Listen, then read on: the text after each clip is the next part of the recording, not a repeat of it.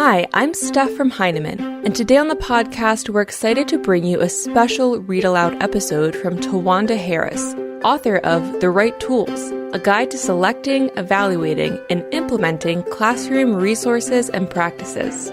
Her book is all about focusing on your students and working from there to determine what resources are right for them. Towanda's work reminds us that we do not need to be experts in the latest app, technology, or resource to be effective teachers. What we do need to be experts in is knowing our students. This reminder to strategically focus on students could not come at a better time as teachers look for new tools to help them teach remotely. When I was 8 years old, I rearranged my entire basement into a classroom so that I could be the teacher. I had a chalkboard, a teacher desk, plenty of carbon paper, flashcards, old workbooks, and anything else that I could find that looked like it might belong in a classroom. During family visits, I managed to get my cousins to play along as students, even if they called me Miss Davis begrudgingly. In that room, with those tools, I was the teacher. Perhaps this story sounds familiar to you. Many of us who are now educators once played games like these.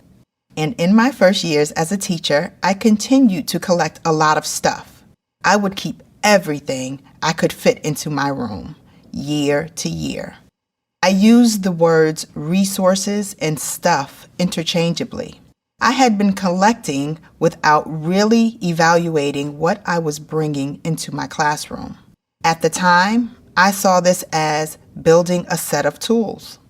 But how helpful are those tools if we don't know what they can do, if they're good quality, or if they'll work for the task at hand? As I look back on those days now, I can see just how different this idea of teaching is from the teaching I've seen make a positive difference for children. Effective teaching comes from closely attending to students' needs, being mindful of their strengths, and choosing and designing instruction that meets them where they are and moves them ahead. Early in my teaching career, I had the privilege of learning this lesson from mentors and colleagues. Later in my work as a coach and now on the district level, I can still see this pattern at work. Although resources have the potential to be a great help to us, having a room full of supplies doesn't make us teachers. Helping our students learn and grow does. Today, we often find ourselves facing a dizzying array of materials and resources, whether they be a box of dusty skill cards handed down from a retiring teacher, a professional book passed on by a colleague, a unit plan saved from a previous year, a teacher's manual found in the back of a storage cabinet, a procedure recommended by a supervisor, a program required by a district, a book reviewed on a blog, a set of activities discussed on Twitter, a chart found on Pinterest, a unit downloaded from a website, or a strategy highlighted in a brochure or an email. But how do we know which of these will help the children in our classrooms? How do we find helpful new resources without squandering funding or instructional time? Or maybe we find ourselves working with the same resources we've used for years, following their guidance, yet watching students hit the same predictable frustration points. How can we make adjustments to resources to maximize our support for our students? Or do we need new resources or approaches altogether? Or maybe we are working with resources that, for whatever reason, have come to dictate what we do in the classroom, even if they aren't meeting our students' needs. How can we take a step back from the resources suggested, plans, and timelines, and instead use the resource strategically to best support our students?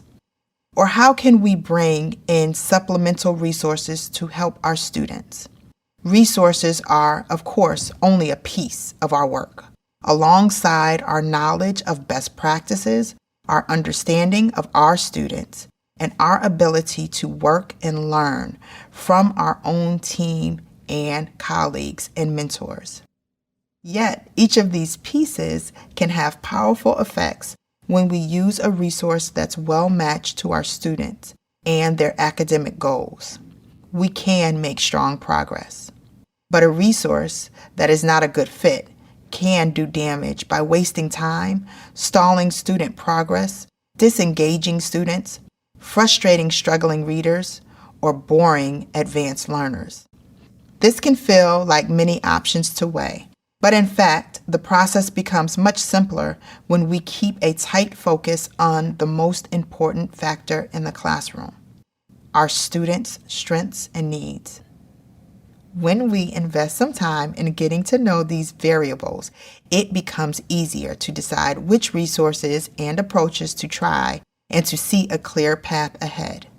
Here are 5 questions to keep in mind as you consider a resource, material, or approach for use in your classroom. Question 1. What are my students' strengths and needs? Think about the difference between going grocery shopping when you have a list and running into the store without a plan when you're already hungry. You're more likely to come home with what you need and only what you need when you've planned in advance. When you identify what you and your students need, you make your own shopping list of what to look for in the resource you consider. Question 2. How good is it?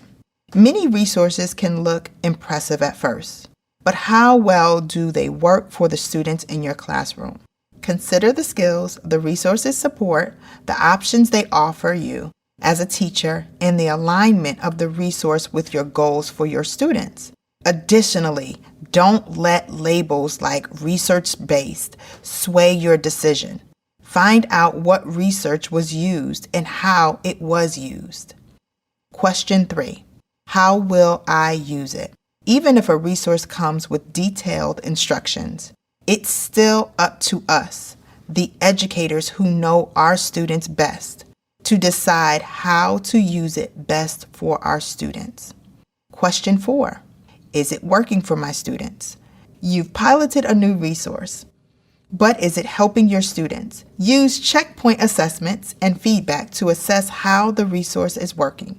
You might think that those are all the questions you need, but there's one more you shouldn't overlook. How do I collaborate to learn even more? No matter how well prepared we are for our work, collaboration can help us to support our students even better. Your colleagues are one of the most powerful resources available to you as a teacher. The other teachers, specialists, coaches, and administrators who know our students can give us insight about them that we could not gain on our own. It can also strengthen the safety net for students who might otherwise fall through the cracks. In my experience, time and time again, I've seen students respond positively when a teacher is intentional about what he or she places before them. Every opportunity that we have with our students is an opportunity to stretch their thinking. Providing strong resources and best practices aligned with what our students need from us fosters an environment for real learning in which students are doing the heavy lifting. Because as we know, when we do most of the talking, then we, not our students, do most of the learning. As the experts who are entrusted with our students' learning, we must be protective of the children in our care, always asking ourselves, what's working, what's not working. Our thanks to Towanda for sharing this read aloud with us. You can follow Towanda's work on Twitter at Dr. T. Harris. Her book, The Right Tools, is available now from Heinemann.com. Learn more and download a sample chapter at blog.heinemann.com. The Heinemann Podcast is a production of Heinemann Publishing. It is produced and edited by Steph George. Sound mixing by Steph George. Our creative producer is Lauren Audette. And our executive producer is me, Brett Whitmarsh. To learn more about the Heinemann podcast, visit blog.heinemann.com. Thanks for listening.